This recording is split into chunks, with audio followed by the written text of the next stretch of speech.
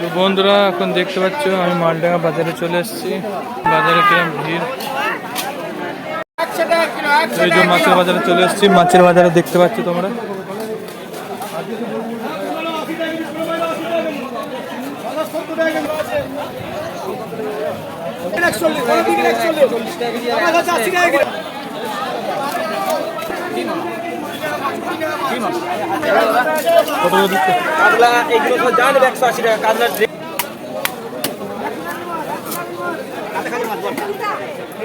দিল্লি বাবু বাজার করে এনেছে। কি বাজার করেছে দেখা যাক।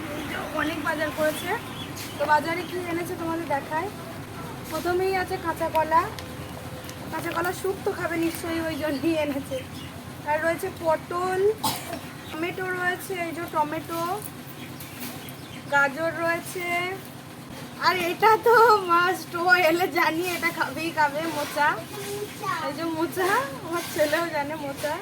মোচা এনেছে বাবা, একটাতে হয়নি, দুটো মোচা এনেছে। বিশাল ব্যাপার, দুটো মোচা এনেছে গো। শসা এনেছে, এই যে শসা, এই যে লঙ্কা এনেছে। এগুলো ঢালতে হবে। হচ্ছে মাছ, অনেক বড় মাছ এনেছে একটা। এই যে এত বড় একটা মাছ এনেছে।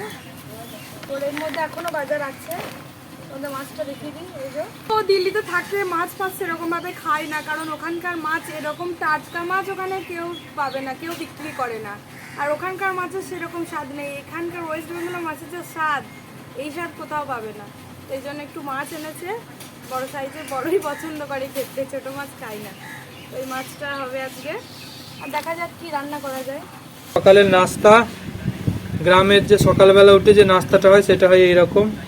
গরম গরম বেগনি, মুড়ি, শসা, দেশি খাবার। এখন চোখ পাঁপড়টা আমার পাতেই চলে এসছে। পাঁপড়ও মশলা দিয়ে পাঁপড়। এই যে